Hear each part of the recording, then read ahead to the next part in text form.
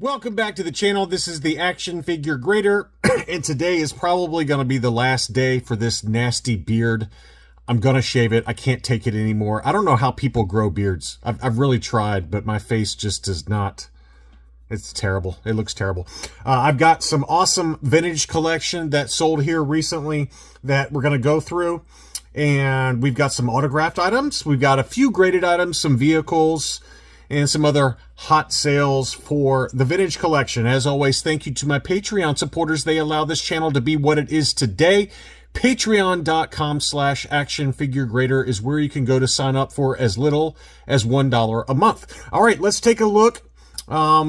This is just my personal opinion, but this is one of my favorites. I don't know why, but there's something about the foil card for Boba Fett with the the rocket firing Boba Fett offer on it. So Boba Fett foil with the offer. I just love that. There's something about this one that really pops to me and has always been one of my favorites. This one sold for $200 plus $7 shipping. Pretty healthy price there. I see these go for maybe as low as $150, $175, but this one did sell, and to buy it now for $200, and that one was a beauty. Primitive Irons is a seller I've bought from in the past. For those curious, always has really nice, very clean, near mint plus condition TVC. This one is the VC09 Boba Fett Return of the Jedi offer for the prototype Fett. So that one is a beauty, unpunched US card. Really nice, clean condition. $185 plus $11 shipping on that one. So a couple of data points for Boba Fett collectors out there if you're looking for either of those. We've got some autographed items, as I mentioned. And one of the things that came to my mind is, and this is unfortunate and, kind of sad, but, we're going on 40 plus years now for a lot of these actors when they portrayed their characters in the original trilogy. And to get autographs from these key actors on original trilogy characters on TVC, I think really makes a lot of sense because, time is passing on and it's going to get harder and harder to do that as a number of these actors pass away. And I'm not saying that Mike Quinn is close to passing away. That's not what I'm saying. What I'm just saying is I think that there is some really cool.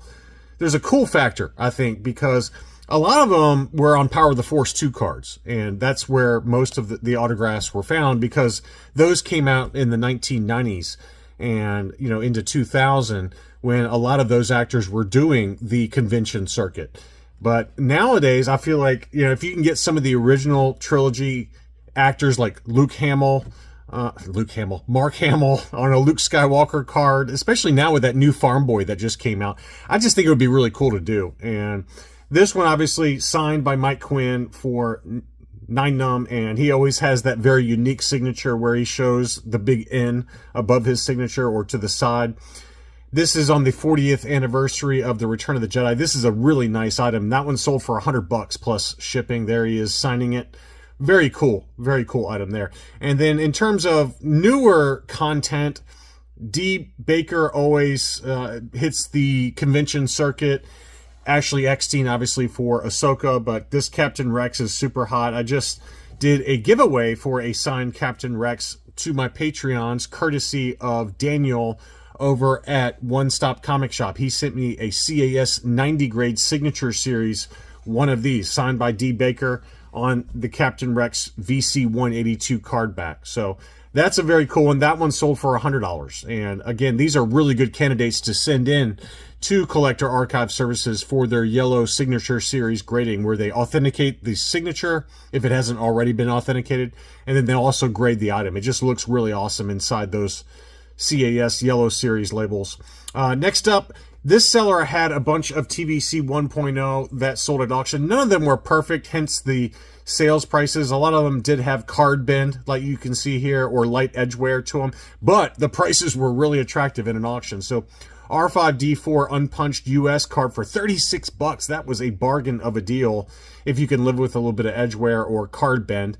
Likewise, here's the Clone Trooper from the 212th Battalion. That one sold for $43.50. What a deal there.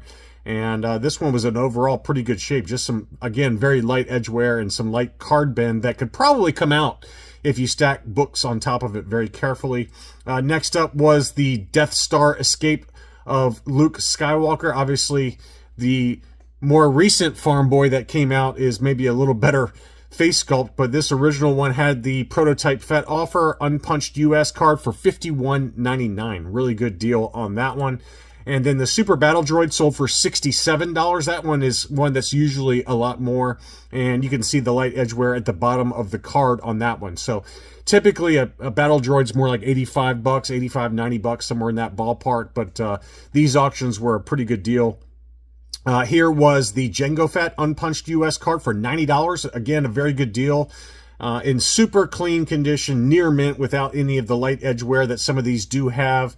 Probably closer to $100, even slightly above that. I found a couple of data points this week that were as high as $150 for an unpunched Jango Fett. But this one did sell for $90 at an auction.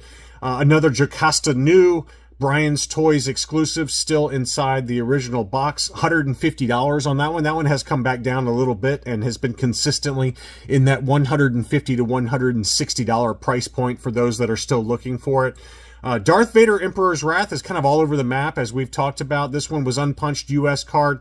It wasn't a perfect card, a little bit of light wave to it. It looks like it had maybe just a slight issue at the top by the hang tab. Maybe not. It's hard to tell from the photos, but it might just be dust.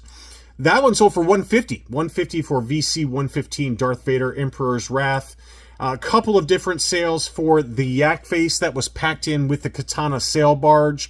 And coming up here in a second, I do have a Katana Sail Barge that did sell, still inside the shipper box. Another big price point on that.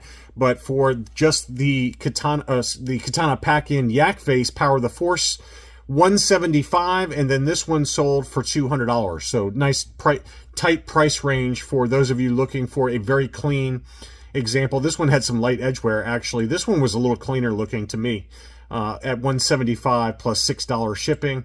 And then Power Droid only had a couple of sales that I wanted to point out this week. First is the Revenge of the Jedi offerless Rebel Commando. So this is the one that was packed in the SDCC Death Star box set. $130 on that one. And then he had the big one, or one of the big ones from the Death Star box set. That's the Revenge of the Jedi Slave Leia VC64 offerless. Beautiful example. That one sold for $300, which I think is actually a really good deal, given how we know that this seller has primo condition examples.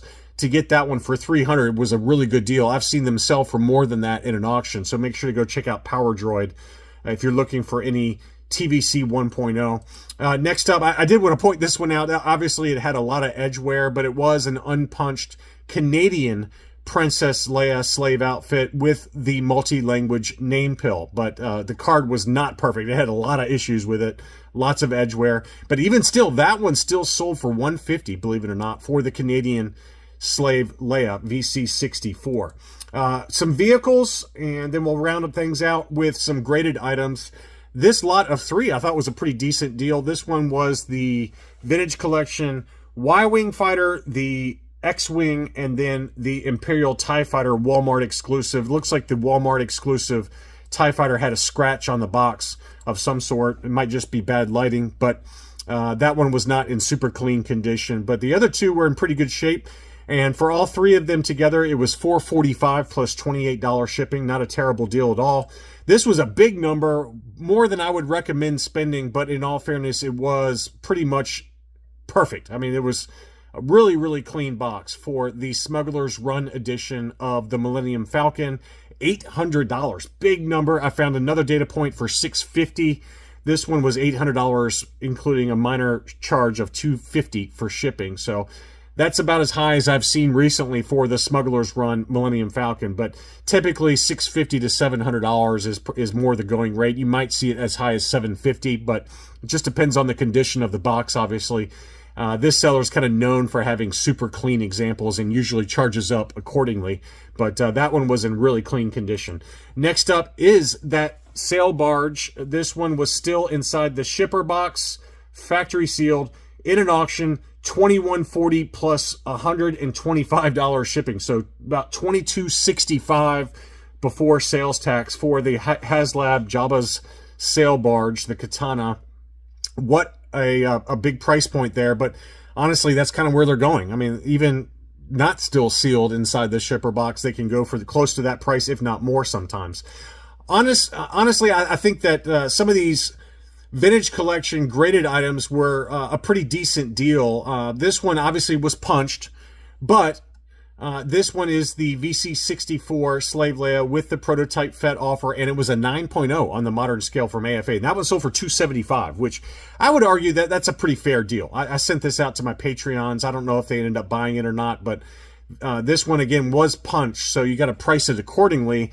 But it's AFA graded 9.0, so, you know, anytime you get that 9.0 level or above, that does tend to command a little bit of a premium.